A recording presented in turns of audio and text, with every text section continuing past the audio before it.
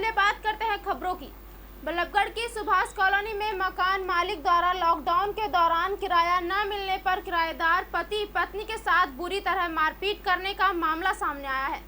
इस मारपीट में किराएदार पति की आंखों के अलावा शरीर के अन्य भागों पर भी चोटों के गहरे निशान हैं, तो पत्नी के पैरों में इतनी चोटें लगी हैं कि अब उसे चलना फिरने के लिए व्हीलचेयर का सहारा लेना पड़ रहा है। घटना के बाद घायल पति पत्नी दोनों को बल्लभगढ़ के सामान्य अस्पताल में लाया गया, जहां इमरजेंसी वार्ड के डॉक्टरों ने दोनों को प्राथमिक उपचार तो दे दिया, लेकिन दोनों की नाजुक हालत देखते हुए उन्हें फरीदाबाद जिला अस्पताल यानी बादशाह खान अस्पताल के लिए रेफर कर दिया है। मिली जानकारी के मुताबिक मामलों की सूचना संबंधित थाना आदर्श नगर पुलिस चौकी को दे दी गई है। आपके साथ मारपीट हुई है? हमारे साथ 25-30 बंदे आए हैं जी, सोटा ले लेके, और अंदर दोनों मियाँ बीवी दोनों चारों तरफ से गेट बंद कर लिए हैं। पूरी तरह से सुल्तान से कम आधे घंटे तक तो पूरी तरह से मारे। किस लिए? किराए के ऊपर जी। फिर लॉकडाउन में 2 महीने का किराया नहीं गया, इस वजह से। कौन थे आरोपी?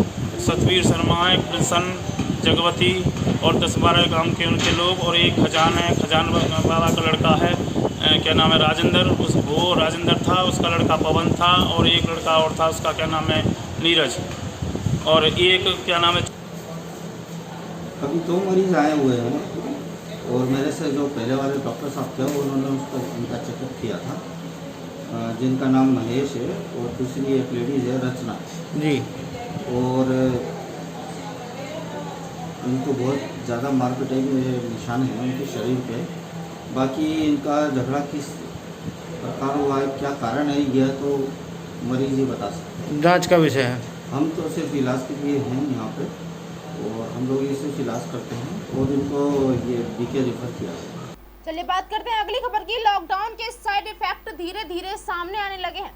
फरीदाबाद में स्कूल की फीस बढ़ाए जाने से नाराज अभिभावकों ने मॉडर्न डीपीएस स्कूल के बाहर प्रदर्शन किया। अभिभावकों ने कहा वे फीस देने को तैयार हैं, लेकिन स्कूल मैनेजमेंट ने सरकार के आदेशों के विरुद्ध ट्यूशन फीस बढ़ा दी है। अभिभावकों के विरोध प्रदर्शन की सूचना मिलते ही पुलिस अधिकारी मौके पर पहुंचे, जैसे तैसे समझा बुझा कर लोगों को घर वापस भेजा। इस पूरे विषय में स्कूल मैनेजमेंट कुछ कहने के लिए तैयार नहीं है।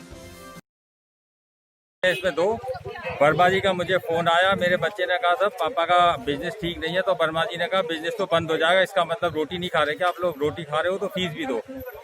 और मैंने फीस दी थी है। बच्चों के मार्क्स भी नहीं दे रहे टेस्ट के, धमका रहे हैं कि नाम काट देंगे, टीसी दे देंगे, और आपसे जो बनता हो वो कर लो।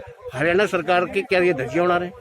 हरियाणा सरकार को तो सारे स्कूल वाले कह रहे हैं हमें सरकार को आदेश देने का कोई अधिकार ही नहीं है। तो आपकी माने तो ये सरकार के जो हरियाणा सरकार के नहीं सुनते? हरियाणा सरकार एकदम बेकार है और नाकाबिल है। तो ये स्कूल कौन सा है और कहाँ पर है? Modern Delhi public school, sector 87 Faridabad. और स्कूल के प्रिंसिपल साहब जो है वो खासकर सब पेरेंट्स को धमका रहे हैं। क्या फोन करके धमका रहे हैं, और जैसे भी रिलेशन निकाल सकते हैं वैसे धमका रहे हैं, हर तरीके से धमका रहे हैं। हमारे किस लिए आए हैं यहाँ पर? यहाँ पे हम फीस के मुद्दे के डिस्कस करने मैनेजमेंट से आए हैं। फीस का मुद्दा ये है कि जो सरकार, हरियाणा सरकार का जो ऑर्डर है वो ये कहता है कि सिर्फ ट्यूशन फी दी जाएगी और पुराने सेशन के हिसाब से दी जाएगी, जो पिछला सेशन था। तो पिछले सेशन की ट्यूशन फी 7,000 रुपये थी। अब स्कूल ने क्या किया है, क्योंकि ट्यूशन फी का ऑर्डर आया हुआ है, उन्होंने एक तो 10% पुरानी फीस का जो टोटल था वो 10% बढ़ाया है, और सारी फीस को उन्होंने क्लब करके ट्यूशन फी का नाम दे दिया, जो कि 7,000 के मुकाबले अब 9,560 रुपये हो गए। तो आपकी तो माने हम देखा जाए तो 36% इंक्रीज कर दिया है उन्होंने। तो आपकी माने तो ये स्कूल जो है कौन सा स्कूल है और सरकार की नहीं मान रहा? ये modern Delhi public school Faridabad. हम सेक्टर 87 में खड़े हैं। सेक्टर 89 भी इनकी ब्रांच है, वहाँ भी यही है। पूरे स्कूल की फीस 9,560 रुपये ट्यूशन फी कर दी गई है, और हरियाणा सरकार के ऑर्डर की धज्जियां उड़ा दी गई हैं। उसको कोई मान्य नहीं कर रहे हैं।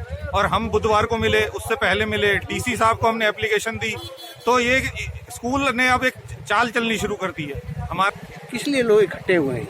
हम लोग यहाँ modern Delhi public school sector 87 Faridabad के सामने खड़े हैं।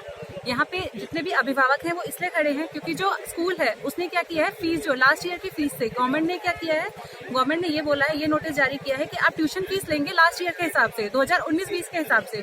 लेकिन अभी क्या किया है, मॉडर्न दिल्ली पब्लिक स्कूल ने क्या किया, उन्होंने 33% ट्यूशन फीस में बढ़ोतरी कर दी है, जो कि गलत है। अभिभावक इसका विरोध कर रहे हैं। वो सभी यहाँ पे तैयार हैं, वो सब यहाँ पे आ रहे हैं बार बार अपनी फीस देने के लिए, मेल डाल रहे हैं, कॉल कर रहे हैं, बट हमें कोई रिस्पांस नहीं मिल रहा। हम लोग ब्रेकअप भी चाह रहे हैं कि हमें ब्रेकअप दे दिया जाए, हमें ब्रेकअप भी नहीं दिया जा रहा है। हम लोग सिर्फ इतना चाहते हैं कि हम लोग की ट्यूशन फीस जो लास्ट ईयर 2019-20 के हिसाब से है वो हमसे ले ली जाए। हम लोग आज भी यहाँ चेक लेके खड़े हैं। हम लोग यहाँ पे इवन कई लोगों ने स्पीड पोस्ट भी कर दिया है यहाँ पे पिछली फीस के हिसाब से। अगर वो हमसे ले लेंगे तो हम लोग से कोई भी यहाँ पर नहीं आएगा। ये सरकार के जो जितना सरकार ने नियम बनाए हैं उसको तोड़ने में लगी हुई है, उसकी धज्जियां उड़ाने में लगी हुई है स्कूल। तो इससे क्या आप डीसी ऑफिस के भी गए थे? बिल्कुल सर, हम डीसी ऑफिस गए हैं, हम हर जगह आ चुके हैं। हम लोग यहाँ पे इतनी बार आ चुके हैं, बात करने की कोशिश कर चुके हैं। ना तो ही हम लोगों से बात करने के लिए तैयार हैं, ना ही हमें किसी मेल का रिस्पांस करने के लिए तैयार हैं। कोरोना का सेम चल रहा है, इतने लोग इकट्ठे हो रहे हैं। हम में से यहाँ पे किसी को कुछ हो गया तो इसका मतलब कौन इसकी जिम्मेदारी लेगा? वो तो लेगा नहीं, स्कूल तो अंदर बैठा हुआ है आराम से। ना तो वो हमसे बात करने आ रहा है, अभिभावक यहाँ परेशान हुए जा रहे हैं। कोई कह रहा है मेल कर रहे हैं, कॉल कर रहे हैं। हम किस तरीके से बात कर सकते हैं इन लोगों से? यही हमें एक सुझाव दे दे कि आप इस तरीके से हमसे बात कर लो, पर एटलीस्ट हमारी बातों का सोल्यूशन तो निकले यहाँ पे। अब आप क्या चाहते हैं? हम लोग सिर्फ इतना चाहते हैं, हम लोग सब यहाँ पैसे देने को तैयार है। कोई भी पेरेंट्स ये नहीं कह रहा कि नो फीस। सारे पेरेंट्स यहाँ पे कह रहे हैं कि ट्यूशन फीस ली जाए 2019-20 के हिसाब से, जो कि गवर्नमेंट के आदेश के हिसाब से है। अब वो हमसे ले ले, हम लोग सब यहाँ से चले जाएंगे। हम लोग सब फ्री हैं यहाँ से। 7 के बाहर खड़े हैं। हम सबका ये मुद्दा है कि गवर्नमेंट के हिसाब से हमसे सिर्फ ट्यूशन फीस ली जाए, जो कि पिछले साल की ट्यूशन फीस 7,000 रुपये महीना थी। हम सब वो फीस देने के लिए तैयार हैं। हम यहाँ कोई भी प्रोटेस्ट करने नहीं आए हैं। हम मैनेजमेंट से बात करने आए हैं कि हम पिछले साल की 7,000 रुपये पर महीने की ट्यूशन फीस देने के लिए तैयार हैं, पर मैनेजमेंट की तरफ से बहुत लोगों को फोन आया जा रहा है और धमकी दी जा रही है, जो कि बिल्कुल गलत है। लॉकडाउन की वजह से लोग परेशान हैं। आप यहाँ लॉकडाउन में इतनी परेशानी में आए हैं, तो क्या मानते हैं कि हरियाणा सरकार की बिल्कुल धज्जियां उड़ा रहा है ये स्कूल? हरियाणा स्कूल की कोई भी बात ये स्कूल नहीं मान रहा है, जो कि इस साल 2.5 साल के बच्चों का प्री नर्सरी क्लास में एडमिशन हुआ है। उनको भी ये कहा जा रहा है कि हम ऑनलाइन क्लासेस करा रहे हैं और उनके लिए भी 9,560 रुपये की फीस की मांग की जा रही है। 2.5 साल का वो बच्चा जिसको हम रोटी हाथ से खिलाते हैं, उनके लिए ये कहा जाता है कि उनको ऑनलाइन क्लासेस करा रहे हैं। मात्र 2 वीडियो पूरे हफ्ते में भेजते हैं, जिसके लिए 9,560 रुपये महीना मांग रहे हैं, जो कि एकदम गलत है। बहुत सरकारों ने ये फैसला लिया है कि प्री नर्सरी, नर्सरी इन क्लासों के लिए तो फीस ली ही नहीं जाएगी। तो क्या आप प्रिंसिपल से मिले हैं आप लोग पहले या नहीं? हमने बहुत कोशिश करी है। हम डीसी ऑफिस भी गए हैं। हम 3-4 दिन पहले भी आए थे। मैनेजमेंट ने हमसे बुधवार को 2 दिन का समय मांगा था, जो कि अब तक मैनेजमेंट ने हमें कोई जवाब नहीं दिया। आप खुद का व अपने परिवार का किस तरह ध्यान रखें, सोशल डिस्टेंस का पालन करें, अति आवश्यक कार्य के लिए ही बाहर निकलें, वो भी मुंह पर मास्क लगाकर। लेकिन पिछले कुछ दिनों से देखने में आया था कि लोग मुंह पर बगैर मास्क लगाए हुए वाहनों को सरपट सड़कों पर दौड़ा रहे हैं, जिसके चलते इस अभियान की शुरुआत की गई है। मुंह पर बगैर मास्क लगाकर वाहनों पर चलने वालों को पकड़कर उनसे 500 रुपए का जुर्माना वसूला जा रहा है। प्रतिदिन शहर के अलग अलग चौक चौराहों पर नाका लगाकर बगैर मास्क वाले लोगों पर जुर्माना लगाने की कार्यवाही की जा रही है। उन्होंने बताया कि कानून सभी के लिए बराबर है। क्या कार्रवाई चल रही है? चालान किए जा रहे हैं आज हम लोग। चालान ये कोरोना के संबंध में चलाए जा रहे हैं, जिससे कि पब्लिक को सतर्क किया जा सके और उनको सुरक्षित रखा जा सके। किन किन लोगों के चालान काटे जा रहे हैं? वही जिन्होंने मास्क बिल्कुल बाइक वगैरह पे यूज़ नहीं कर रखे, उनके चालान काटे जा रहे हैं। कितने रुपए का चालान है? ये करीब 8-10 लोगों के चालान डेली काटे जा रहे हैं। कितने पैसे का? 500 रुपए? 500 रुपये का चालान है। कब से चल रहा है अभियान, कब तक रहेगा? ये अभियान हमारा करीब 6 तारीख से चल रहा है। अवेयरनेस तो लोगों में देखने को मिल रही है। नहीं, अभी अवेयरनेस काफ़ी देखने को मिल रही है लोगों को। ज़्यादातर लोग मास्क यूज़ करके ही आ रहे हैं। काफ़ी फर्क पड़ा है इनसे, तो जागरूक भी किया जा रहा है। हाँ, ये संबंध में काफ़ी जागरूक किया जा रहा है। 2015 में विक्की, राजेश वगैरह के साथ मिलके संजय रोड मॉडल टाउन में इसने उसको हत्या का अंजाम दिया था, जिसमें ये वाक्य था। सर, तो यहाँ पे क्या किसी घटना को अंजाम देने की फिराक में था या किस पर्पज से यहाँ पर घूम रहा था सर? चलिए मैं बात करते हैं अगली खबर की। सिकोहाबाद में व्यापारी एवं दुकानदारों में आपस में झगड़ा होने की समस्या को देखते हुए नरेंद्र सिंह ने कटरा बाजार में जाकर सब्जी मंडी बंद करा दी है।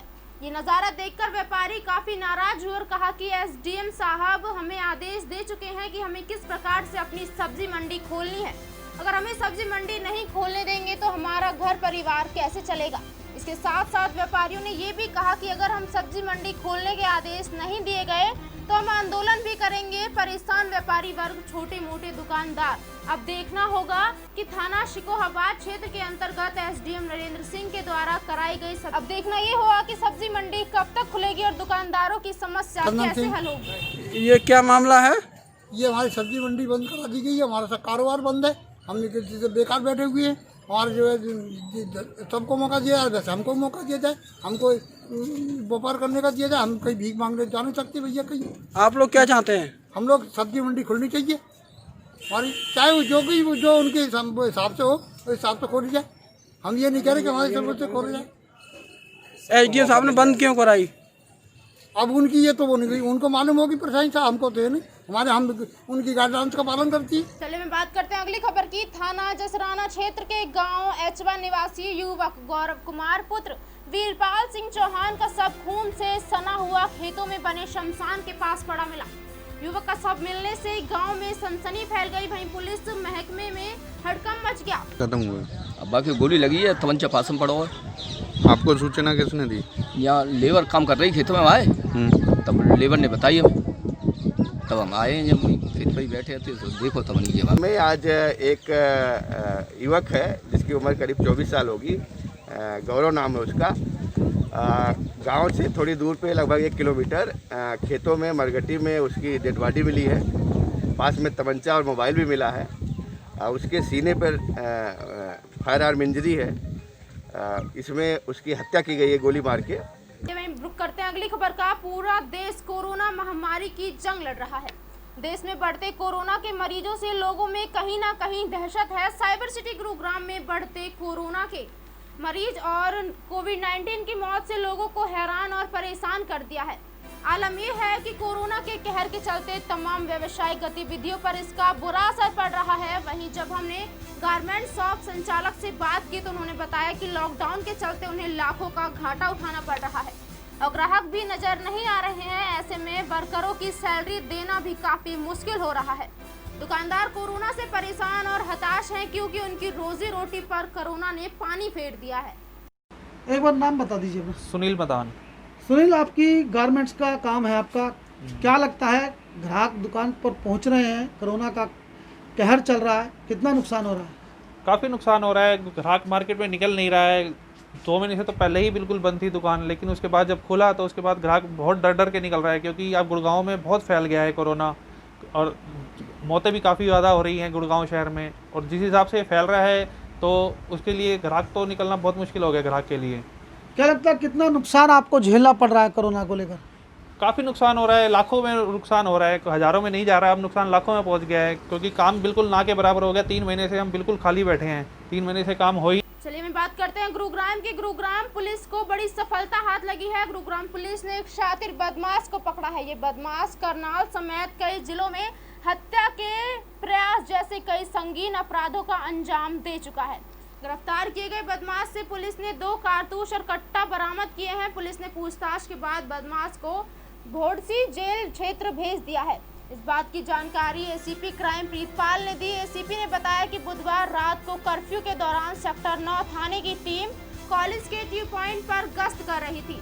इसी दौरान सेक्टर 9 के शराब के ठेके के पास एक संदिग्ध हालत में युवक घूमता हुआ दिखाई दिया।